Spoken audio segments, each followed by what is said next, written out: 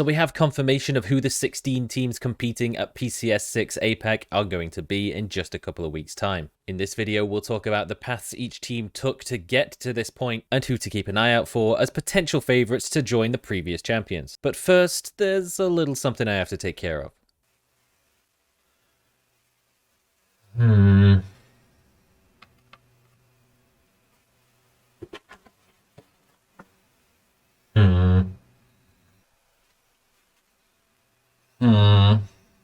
How about a change of scenery?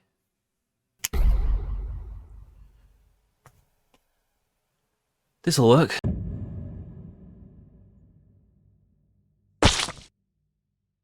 Hey, it's me again with another APAC monthly rundown from the brand new house that I moved into at the start of this month, which did mean that I spent a couple of weeks without internet in what is probably the most important month in terms of international qualifiers, but hey, we live. You also may notice that there's a little bit of an empty space on this side. I have a couple of ideas for what to do with it. Might slap the Fury PGC jersey in a frame, get that on the wall. Maybe pick up a few extra ones from some other APAC teams, but you know, the cost can stack up pretty quick. You gotta buy the jerseys, pay for shipping, pay for import tax, pay for it to be framed. Unless, of course, some teams fancy sending me stuff for free.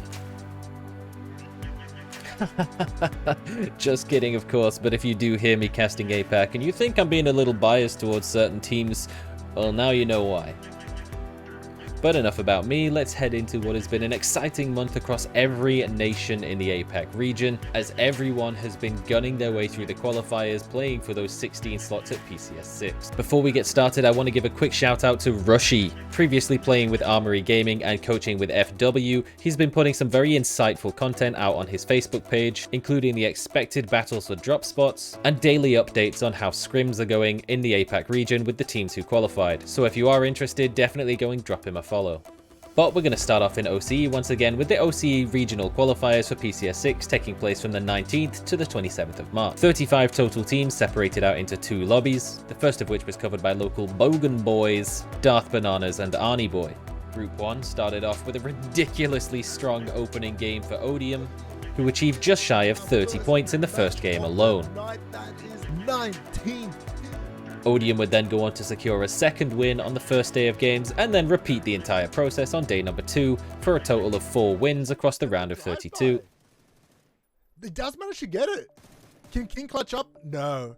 In the end, it's going to be Odium. 14 kills. And ended the 12-game series with a comfortable first place finish. Trident finished behind them in second place with 3 wins, and 2 wins apiece for both Senjo and the returning Org Team Immunity secured them 3rd and 4th place. Group 2, which was covered by fellow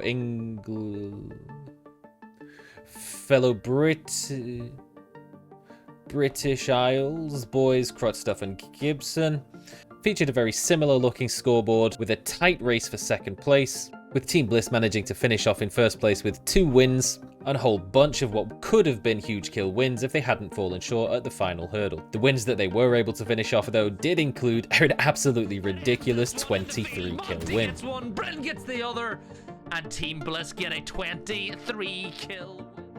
By the end of the qualifiers, we ended up with 16 teams, including many familiar and expected names, a few wildcard teams, and one cute little Pepe in a cowboy hat. Look at him, he's so adorable. Look how cute he is. Oh my goodness. Well, as it turned out, the cutie little cowboy had a bit of a dark side, as they absolutely stomped day 1 of the competition, winning 3 of the 6 games from day 1. And that could be that from Mirage as the push comes, goes up over the crest of the hill. Winner, winner, chicken dinner, Careless. By the end of day 1 of the round of 16, the Careless Cowboys held on to first place with a slim margin lead over Team Bliss, who picked up a win of their own and a couple of second place finishes, keeping it very tight. Days 2 and 3 were a bit of a crapshoot, with 9 different teams picking up wins across just 12 games.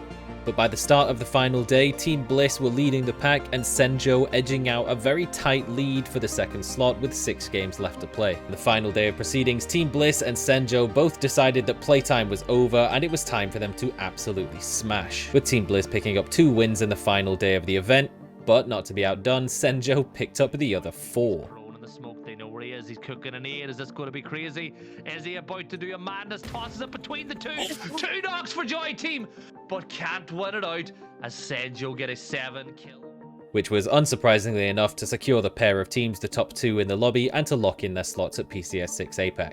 Now we're going to jump back in time very slightly to just a month ago, where the Nemo Pro Series took place in Vietnam, where the top 4 teams, as ranked by the prize pool winnings, received direct invites to the finals of the Vietnam series. There they would be joined by 12 teams who battled through 6 days of open qualifiers to make it to the final stage, and with all 5 Vietnamese PCS slots to be decided by this tournament alone, there was a very good chance for every team that had made it this far to have their shot at the international stage. As Vietnamese tournaments tend to do, the Vietnam series used the super settings rule, but rankings were once again decided by the overall prize money across the 2 weeks of the competition. The lobby very quickly proved to be quite volatile, with 5 different winners across the 5 games in day number 1, and the first team to strike twice wouldn't occur until day number 2, with Unicorn Phoenix picking up 2 wins after bouncing back from a lackluster opening day.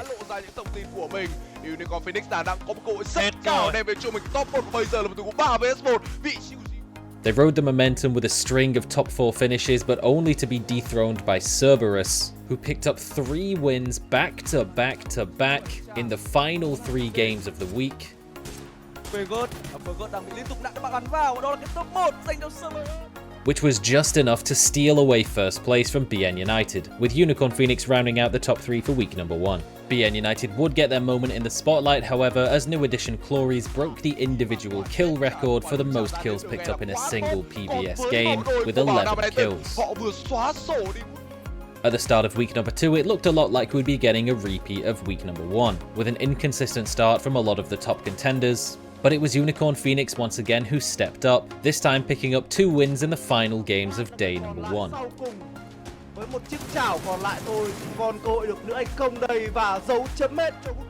But again, the momentum they picked up wouldn't last forever, and both Unicorn Phoenix and BN United would fail to break into the top 4 in the final 6 games of the second week, which drops them down in the standings for the second week in favor of the Expendables, who picked up 4 wins. Luxurious Esports, who were able to pick up 5, and Cerberus, who only managed to pick up 2 wins, who consistently made the top 4 in 12 of the 20 games played, keeping them in first place for the second week in a row. Having claimed the maximum amount of prize money across both weeks, Cerberus Esports were crowned as the champions of PVS, and they would be joined at PCS APAC by Unicorn Phoenix Da Nang, Bao Nam United, the Expendables, and Luxurious Esports. Cerberus did all they could to ensure they win the tournament, but they couldn't keep the MVP down, as Clories once again was given the overall tournament MVP for the frankly stupid amount of kills that he was able to pick up as an individual. Now, if we think back once again about a month, you may recall the PUBG Thailand series, which saw Attack All Around, Day Trade Gaming, and Made in Thailand qualify to PCS APAC. If you recall the format, it was a 60-game tournament that took place over 3 weeks. It definitely sounds like a grueling experience to take part in. Well, don't worry, because Thailand's done it again, baby, with the Open Series, a 50-game series squeezed into 10 days over the span of 2 weeks. I told you before, there's no breaks in Thailand. 8 teams from the Thailand series received direct invites to the Open Finals, whereas the rest had to go through a 500-team Open qualifier to compete for just 2 slots as the final Thailand representatives at PCS 6. Now, if you've already been keeping up with Thailand at all in the past couple of months, then you already know about Teraton 5, but if not, let me educate you. Teraton 5 is owned by Teraton Bunmatan, a professional footballer in the Thai League 1 who plays for Buriram United. Yep, that Buriram United. He was previously involved in the team Lampoon Teraton before they separated away from the Lampoon Warriors Football Club and rebranded into Teraton 5. Both Ranger X and Rossitid JR came across from Lampoon Teraton during the rebrand. Rossitid, a player with years of experience, even going back as far as January 2019, where he alongside Tokyo Striker were crowned as the Thailand Pro League Series champions in seasons 2 and 4. Along with the more veteran presence of Rossitid and Ranger, Teraton 5 picked up Patampong from Orbit Academy, a super young gunner who turns 18 literally days before PCS starts, as well as Extrozit from Sorsompong Academy, which seems to be something of a talent farm, with one non also being picked up by Magic Esports from the same place. Now, why am I telling you all this about this one specific team, you ask?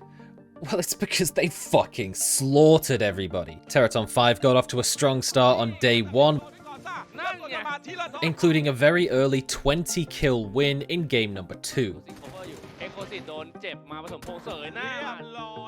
which gave them a massive points buffer at the start of the event. But they also proved that fragging isn't all they're capable of, with a masterfully executed heal off in an urban ending by Ranger X on just day 2 of the event.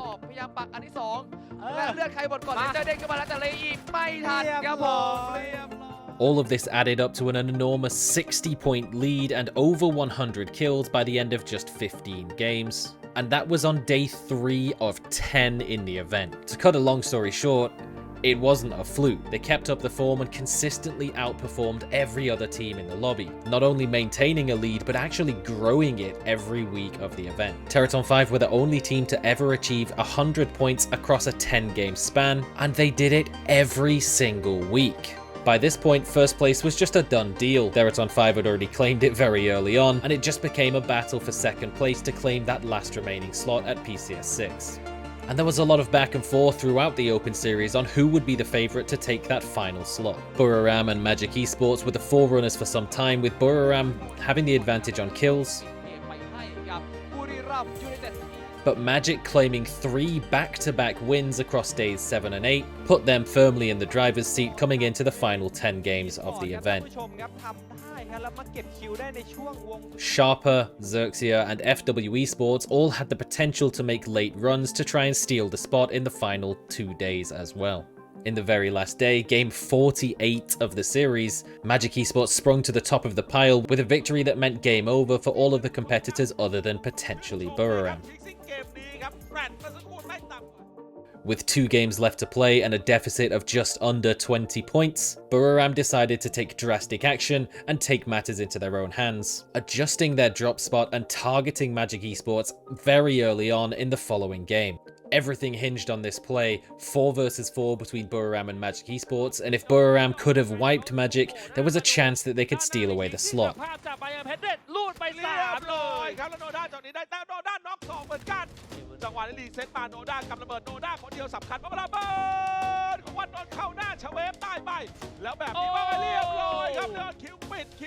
Instead, while they did deal some damage to Magic, it backfired pretty terribly, and their chances of qualification to PCS APAC died with them. Magic Esports closed out the series in 2nd place and filled out those final 2 tie spots at PCS APAC alongside Teraton 5. Bearing in mind that Buriram were playing the entire event using their coach as a substitute with Godmeow stepping down, it wasn't an entirely unexpected result, and to be honest, it was a pretty good result overall. But it's definitely disappointing to see them miss out on a 2nd PCS in a row after winning the 2 prior. A consolation prize is that Nordra did make an appearance in the all PTO team alongside 3 members of Teraton 5, and I'm sure everyone who's been forced to play over 100 games of qualifiers will be more than happy to take a few days break.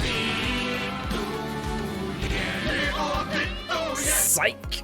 No breaks in Thailand, as Leo have already announced another Leo series to take place starting from about tomorrow. This one should be reasonably interesting though, as it does include a lot of teams from Vietnam and other regions in APAC, so you could view it as something like a warm-up series for the main event itself. In other more sad news in Thailand, Yoshimin Buri has stepped down from competing and moved into a coaching and analysis role. Yoshimin Buri is a familiar name for those who've been following along with the PCS events in the past, as well as a multiple-time MVP for earlier seasons of the PUBG Thailand series, and the pioneer of one of the most iconic celebrations in the history of PUBG esports. Now, I've mentioned in past videos about the high production value that comes out from Thailand and Vietnam, so with the announcement of the Challenger Rumble 3 coming back into the fold, the bar has really been set for the level of expectation for an APAC event, and it's cool to see that the Challenger Rumble really stepped up to the challenge and really went all out on their production, including on the group stage draw announcement.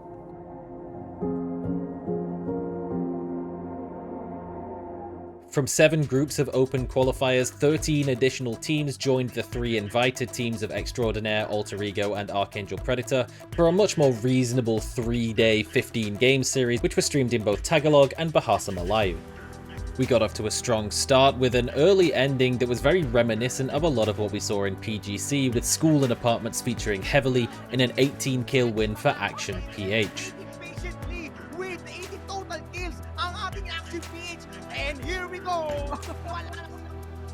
Alter Ego, who you'd recognize some of the players from previous events from Victim Rise or from the future, picked up an early win as well. But the real winners overall for day one were Archangel Predator, whose consistent placements and strong fragging got them a slight edge over the top of NRX and Alter Ego at the top of the standings. Team Extraordinaire, whose players you probably recognize from PCS 5 under Serayu, got off to a little bit of a slow start to day number 1, but they bounced back extremely well, and they mopped up 2 wins in the first 2 games of day number 2.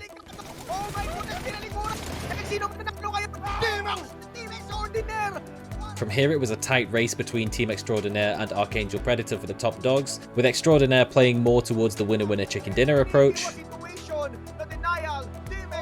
and Archangel Predator favouring consistent placement with a lot of frags, which in the end resulted in Extraordinaire taking the title for Challenger Rumble 3, and Archangel Predator closely following them in second place with the credit for the most kills.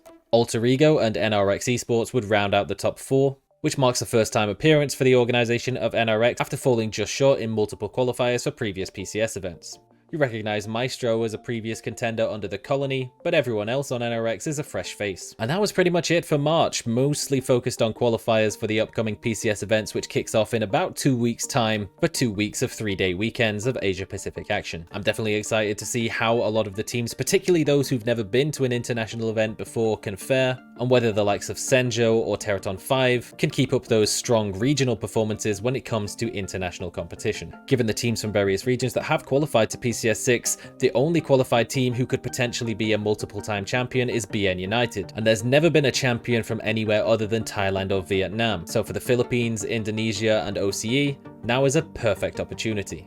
I can't wait to get started in just 2 weeks, and we'll be back to break down the events of the Continental Series at the end of this month. Until then, thank you for watching, stay safe, and I will catch you next time. Goodbye.